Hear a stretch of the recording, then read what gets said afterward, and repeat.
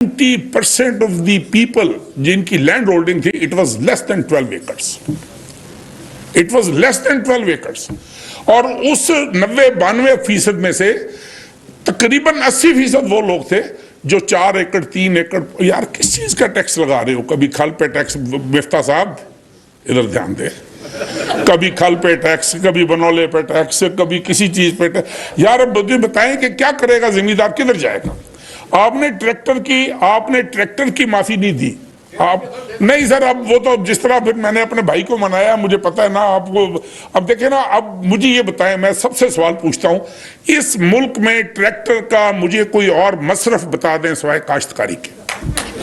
मुझे बता दें कि जी ट्रैक्टर इस काम में इस्तेमाल हो सकता है। अब होता क्या है कि अब मैं 3 एकड़ का मालिक हूं, मैं sir give me 2 minutes because I promised कि आई विल रिप्रेजेंट यू। आप कितना टैक्स चाहते हैं ट्रैक्टर पे? जी कितना टैक्स होना चाहिए ट्रैक्टर पे? सर, वो मैं आपसे कल मिल रहा हूं ना, मैं तो समझता हूं कि ये जो आखिरी आपने लगाया है ना पासबुक वाला, और ये जो टैक्स है इसको खत्म करें सर। ये दिस इज टोटल, ये तो देखें, ये तो वो हिसाब है। मैं आपको एक छोटा सा, मिफ्ता साहब आपको एक छोटा सा लतीफा सुना दूं। पिछली दफा गवर्नमेंट के पास टैक्स कलेक्शन नहीं हो रही थी, इन्होंने कहा हमें नहीं पता, वो उस वक्त प्राइम मिनिस्टर साहब ने हुक्म दिया कि टैक्स कलेक्शन करो। इन्होंने पंजाब में पट्टे की फीस पे जो 500 रुपया पर यूनिट थी, उसको ओवरनाइट इन्होंने 5000 रुपया पर यूनिट कर दी। अब चूंकि आई कम फ्रॉम चोलिस्तान, मेरा एरिया है, मेरा घर है, मेरी कॉन्स्टिट्यूंसी है। चोलिस्तान में आज भी आधा मुरब्बा जमीन मलकियत पे 7 लाख 7.5 लाख की मिल जाती है। 15 लाख रुपया पट्टे की फीस हो गई, एक पटा नहीं बना। आप जाकर रिकॉर्ड चेक कर, this is how we make our policies. हम ये नहीं देखते कि हम क्या करने जा रहे हैं, क्या करने नहीं। अब इसी तरीके से वीट पे, अब आपके सामने आपने मेहरबानी की, इसी में हमने 3 मिलियन मेट्रिक टन की इंपोर्ट की बात की है। वाई? बिकॉज कि हमारी मैनेजमेंट इस तरह की हो गई हुई है कि आज ये पूरी सेंट्रल एशियन स्टेट्स आपकी, या रशिया यूक्रेन के वॉर की वजह से हम ये फील कर रहे हैं कि अफगानिस्तान की टोटल रिलायंस पाकिस्तान के ऊपर होनी है। और उसके ऊपर जब तक हमने अपने वीट के सफिशिएंट स्टॉक्स नहीं रखने, हमारे लिए किसी भी वक्त अल्लाह ना करे मुश्किल पड़ सकती है। तो मेरी आपसे ये गुजारिश है कि जो एग्रीकल्चर के जो 4 बेसिक इंग्रेडिएंट्स हैं, आप सीड पे, आप ये ट्यूबवेल की इलेक्ट्रिसिटी के ऊपर, उसके आप रेट्स के ऊपर, आप फर्टिलाइजर्स पे, आप देखें आपका पानी है किधर, पानी पे काश्तकारी करनी है ना, पानी के हालात देख लें आप। Please sit down, we are sitting down, we are meeting tomorrow, Naveed Qamar साहब भी होंगे उसमें, तो हम इंशाअल्लाह ताला we will discuss all these things in detail. और एक और मैं मतलब चूंकि मैंने ये सब साथियों की मैं ये गुफ्तगू सुन रहा था,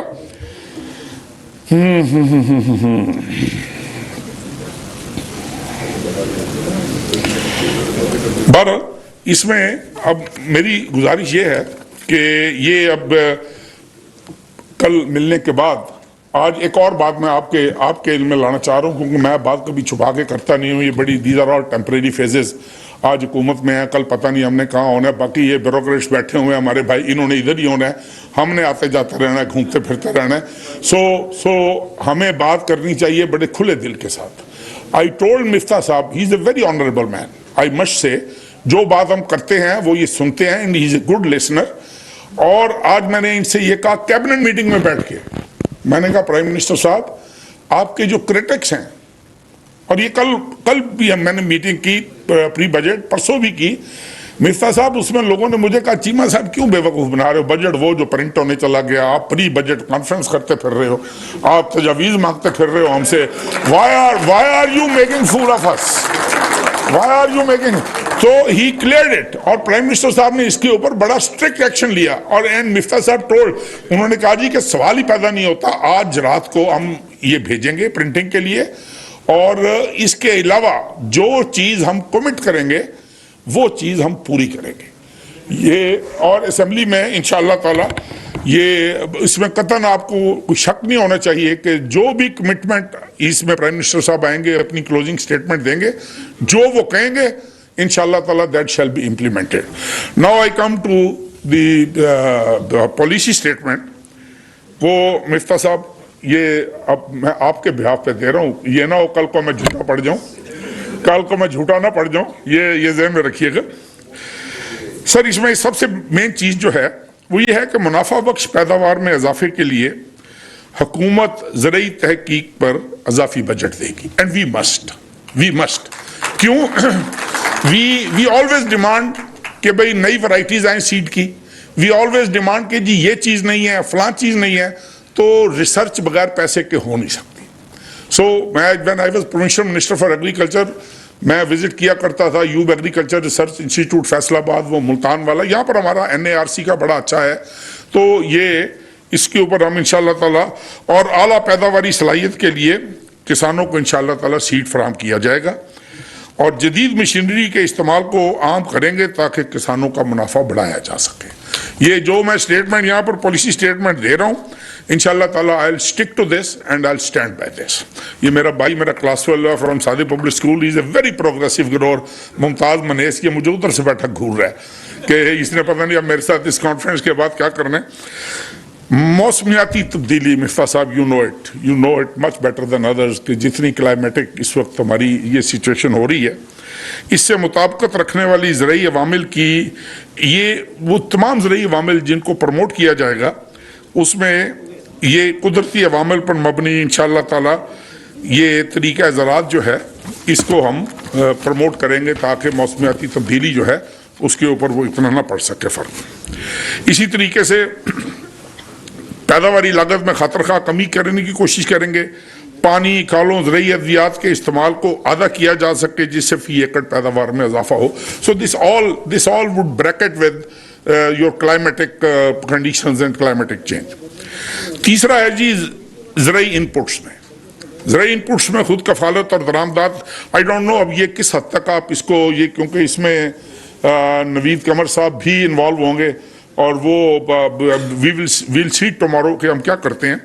تو اس میں یہ زرعی انپٹس میں خود کفالت اور درآمدات کے متبادل کی تلاش کی جائے گی. خوردنی تیل اور دالوں کی پیداوار, اب دیکھیں مفتیٰ صاحب پھر اب مجھے کہتے ہیں, مجھے پھر یاد آ جاتے ہیں بیچارے لوگ, 3 ایکڑ 4 ایکڑ کا مالک آپ 10,800 روپے کی DAP ایکسپیکٹ کرتے ہو کہ یار وہ ڈالے, اور اگر وہ نہیں ڈال سکتا اب پھر ہم جتنے ہمارے سو کالڈ سائنٹسٹ پھر رہے ہوتے ہیں علاقوں میں وہ کہتے ہیں کہ یار یہ یوریا ڈال لو, یہ فاسفورس فرٹیلائزر ڈال لو, یہ فلانی ڈال لو, الٹا ہم اپنا بیڑا گرک کر کے بیٹھ جاتے ہیں. سو اس میں بھی you will have to put your foot down اور اس کا کوئی نہ کوئی سسٹم جو ہے. If agriculture is the backbone. I still remember مفتیٰ صاحب 1994 میں یو نو آپ کی کاٹن کتنی فارن ایکسچینج ارن کر رہی تھی اور اس کی ویلیو ایڈڈ پروڈکٹس کی it was 65% of your foreign exchange earned by only one crop that was cotton. میاں منشا صاحب ادھر بیٹھے ہوں گے, I think they will all bell me out in دس. اور آج کدھر ہیں ہم آفٹر کتنے سال ہو گئے جی 94-95 کو, آج ہم دیکھ لیں کدھر کھڑے ہوئے. آج 37% of the area is decreased in cotton, 37%. ایک ضلع وہاڑی کا 10-15 ضلعوں کے برابر جو ہے وہ کاٹن پروڈیوس کیا کرتا تھا, سندھ سے زیادہ. اب آپ اس سے اندازہ لگا لیں کہ کاشتکار بیچارہ کیا کرے. اس نے گورنمنٹ کی طرف دیکھنا ہے کتنے پیکیجز ہم نے اناؤنس کیا, ہر گورنمنٹ میں پیکیج اناؤنس ہوا. یہ نہیں کہ گورنمنٹس ور ناٹ سنسیئر ہوں گی, لیکن آپ یہ دیکھیں کہ کیا اس کا فائدہ کسان تک پہنچا. ان چیزوں کو اگر آپ ٹرانسپیرنٹلی کر لیں گے اور ہر خطہ اس میں حصے دار ہو.